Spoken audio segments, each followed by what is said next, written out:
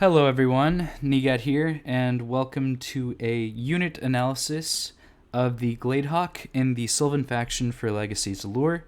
This is going to be a video very similar to the unit analysis I did for the Squire in the Arengard faction for Legacy's Allure. Today we're looking at the Glade and we're going to talk about the unit. So let's just dive into what it is exactly. So 2 gold, it's flying, it has charging, it is a 1 attack, 1 health with 4 movement, which is very nice. It's really good at moving around, being extremely influential, potentially sniping off some things. Like I mentioned, it is part of the Sylvan faction, so there are things you want to pair with the Glade to get as much value as you possibly can, and then potentially threaten some very juicy units. So specifically, something you can do is pair it with Deepwood Sentinel. Deepwood Sentinel is a very good unit because it lets you switch hexes with the Glade allowing the Glade to move slower, to move forward, maybe 1 or 2 hexes, usually just 1. And then you also have Anwin. So Anwin is a fantastic hero to have in the Sylvan faction. Particularly good because it has Quicken 1. And Quicken is something you can give to Glade especially if it moves forward. Maybe it was in the back line and it moves forward. And then you can give it +1 action, allowing it to threaten things in some backline situations. So typically if you run Glade in some sort of Sylvan list, you typically want to have some sort of Anwin or Deepwood Sentinel to pair with it. So these are really good pairings to have with each other. Now let's go ahead and look at the board. So as you can see, I have a lot of units here. I've got a lot of cards set up. Right now we're only going to focus on this part of the board and actually talk about the setup. So let's say that you're playing a draft game. There is absolutely a situation where you may have drafted in this kind of configuration, and let's say that there's a unit on the other side of the field that you really want to snipe. So there's a couple ways of being able to snipe that unit on turn 1. So the one of the ways we talked about was moving our Glade forward as one of our actions. The opponent goes, and then it's our turn. And then we can use one of Anwin's mana. So let's go ahead and get her back to 5 mana. We can use one of her mana to do the Quicken ability. We target one of our friendly allied units that have already gone, preferably, right? Yes, exhausted, exactly.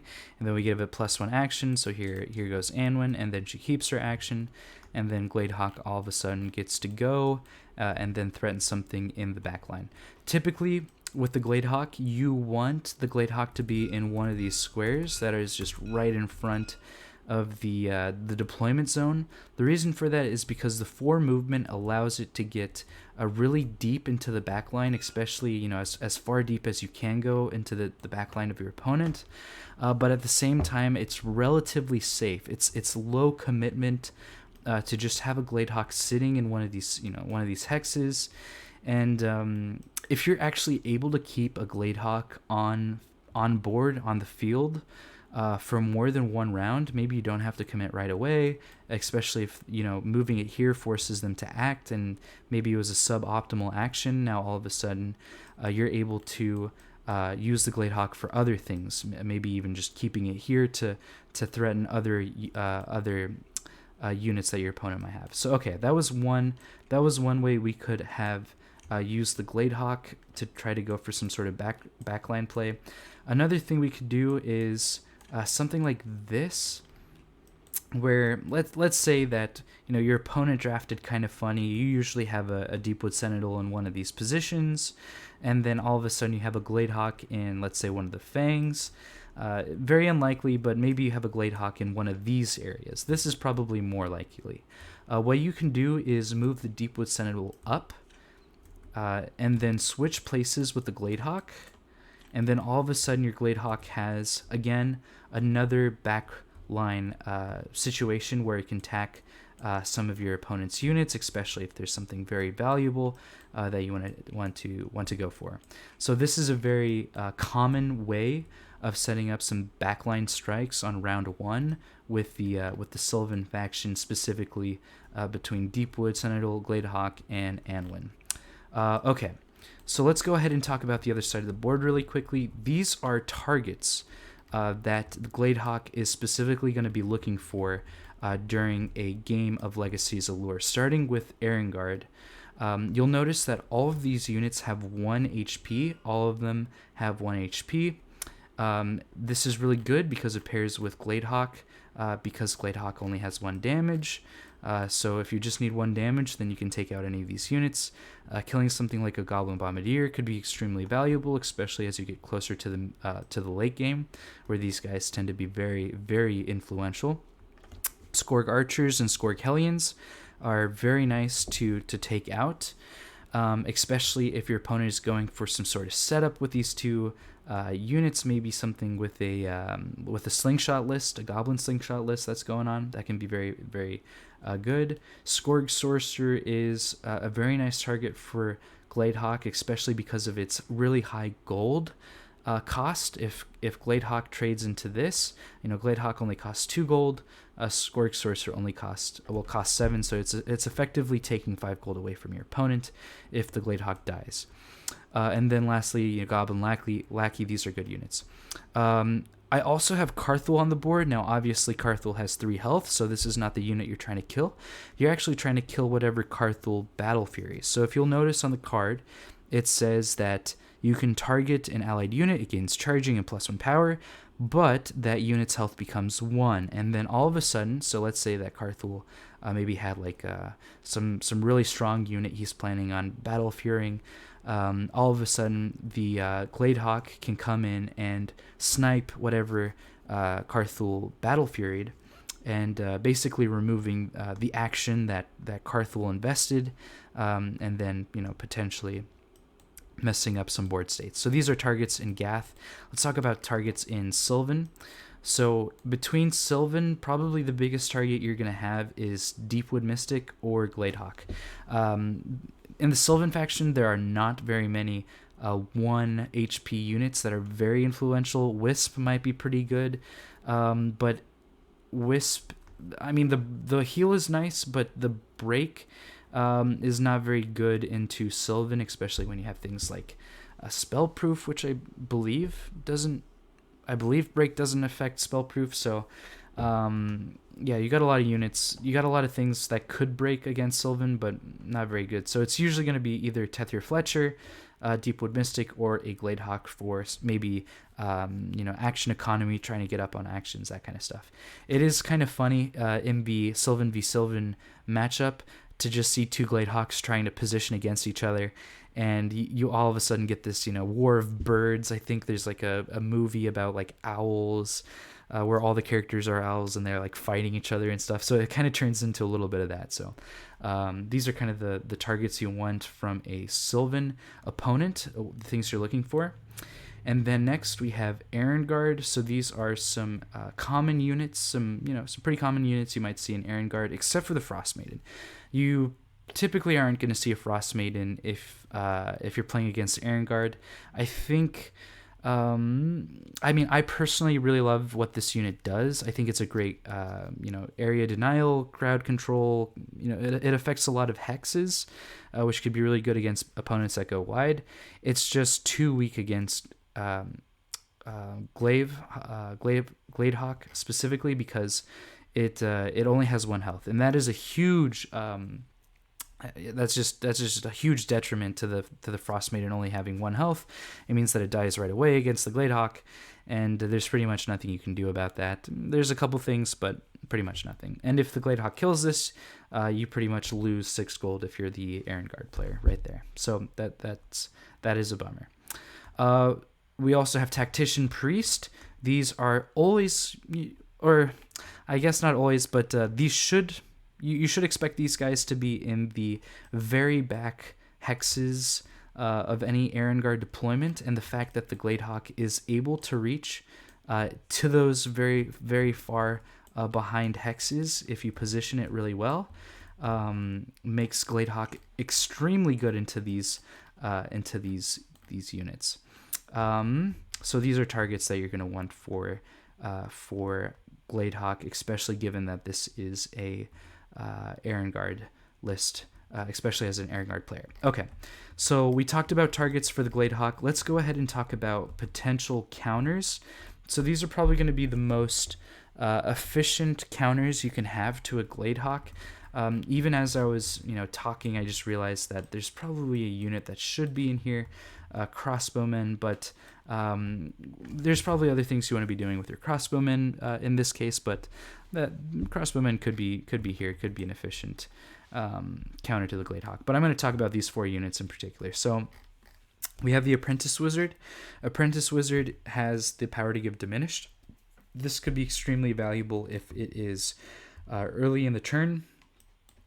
And let's say you go first and you're able to diminish one of your opponent's units. You can diminish the Glade Hawk, and then all of a sudden the Glade Hawk is not doing anything this turn, so that's a potential counter. Alternatively, you could try to kill the Glade Hawk. So Longbow Archer is pretty efficient at killing the Glade Hawk, doing 1 damage to the Glade Hawk's 1 health. And so if Longbow Archer is ever able to snipe a Glade Hawk, that is pretty good right there too. We have the Shield Bearer, which gives one of your units +1 shield. So let's say, in a situation where you have a very vulnerable 1 HP unit, you could give it 1 shield, and then all of a sudden the Glade Hawk can't kill it anymore. And then lastly, we have Solar Aegis from Aurelia. If you're in a position where you need to use Solar Aegis to buff one of your backline units so that the Glade Hawk can't just snipe it. Let's say you really need that action. If it's on a priest, or you really need that heal or that dispel, this is a good Solar Aegis target for you to make sure that you keep your actions up as well as keeping your units alive. Okay. Next up is Gath. So, we're just in all of these situations, we're just going to assume that the Glade Hawk made it to one of these hexes. These are the counters to that situation. They might actually be preventative counters to that situation. So specifically starting with Spikecaller Hound, you'll notice that Spikecaller Hound was also on the other side of the map as a potential target against, or a potential target for the Glade Hawk to take. At the same time, Spikecaller Hound is a good target for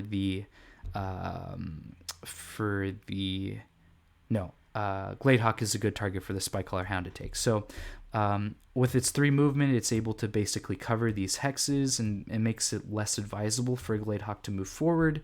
Glade Hawk or Spikecaller Hound can specifically trade into this, saving units in its backline. Next, we have the Goblin Archer. This is actually, I want to say, more versatile as a unit for preventing Glade Hawk strikes. It's able to move 3 hexes, and then it can attack a hex away, so it effectively has 4 hexes of influence. So all of a sudden, Goblin Archer can go 1, 2, 3, and then affect hexes here, here, here, essentially stopping 3 hexes of position where the Glade Hawk can efficiently go. Additionally, you could trade this, and let's say you're protecting a very valuable backline unit by doing so, then that is an absolutely worthy trade, as you're spending 3 gold for 2 gold. So that could be pretty good. Lastly, we have the Troll Shaman. So how does Troll Shaman counter the Glade Hawk? So okay, good question. There are going to be certain situations, especially if you're running targets like Scourge Hellion, where your opponent is going to want to snipe those, right? So in those situations, you might choose to just Troll Shaman and buff your Scourge Hellion. Essentially what happens is, potentially you're setting up a play, it's your turn, you see that your opponent moved up the Glade Hawk, they're trying to snipe something that happened, maybe you even Battle Furied the Scourge Hellion, so now it's vulnerable. If you Troll Shaman it, all of a sudden it is invulnerable, right? It can't be damaged, but it does die at the end of the round. But all of a sudden you have this very strong unit. You're able to keep it safe. You're able to keep your action alive for the rest of that round, and you're able to continue setting up, especially with lists that want Troll Shaman, Scourge Hellion in them. Okay, next is Sylvan. How does Sylvan have an answer to Glade Hawk? Well, there's kind of 2 answers to Glade Hawk in Sylvan. One of the answers is just don't have units that Glade Hawk wants to attack, right? So, except for Tethyr and Deepwood, there's really nothing that Gladehawk really needs to attack if you're Sylvan. So maybe just don't draft too many of those units and you should be good. But just in the off case that your opponent decides to go against you, you have units like Tethyr Archer, and then you have units like the Gladehawk. Funny enough, the Gladehawk counters the Gladehawk pretty well. They both do 1 damage, they both have 1 health, they both have 4 movement, they both have flying and charging, so they cover each other's hexes extremely well. So potentially having a Gladehawk in this hex alone stops a Gladehawk from appearing here. If you move it up 1 hex alone, it goes 1 2 1 2 3 4, right? 1 2 3 4. So if you move it to like one of these pocket hexes, all of a sudden I'm stopping Gladehawks from going to this hex, and this hex. Very similar to what the Goblin Archer does with that kind of situation there. Okay, so Gladehawk counters, and then lastly, like I mentioned, the Tethyr Archer. What you're able to do is move up, range 2 attack, you can move back, and then you just kill the Gladehawk. It only does 1 damage, Tethyr only does 1 damage, but just efficiently being able to snipe one of these guys out is quite efficient for you. So that is my guide on, or my analysis rather, on the Gladehawk. It's a very versatile unit. There's matchups where you definitely want to have a lot of these guys, especially into Gath if you're able to potentially fork units. Very good into Arengard because these 2 units are going to be in every single match. So no matter what, you're going to have targets for your Gladehawk to use. Yeah, but Arengard has answers to that in the Shield Bearer, and I mentioned that earlier. And just very versatile unit, extremely good for 2 gold. If you're able to use this to the maximum ability, you can snipe some extremely valuable units. Tactician, Tethyr Fletcher, stopping some combos. Deepwood, very good to snipe maybe some of these valuable Gath units as well. So very good unit overall. Extremely powerful if used in the right hands, especially for 2 gold. So thank you everyone for joining me for my analysis. Hopefully that wasn't too long. Hopefully it was a good breakdown of everything that I needed to talk about. And if you enjoyed this video, go ahead and leave a like, subscribe, and let me know what your thoughts are in the comments. I'll see you guys in the next video.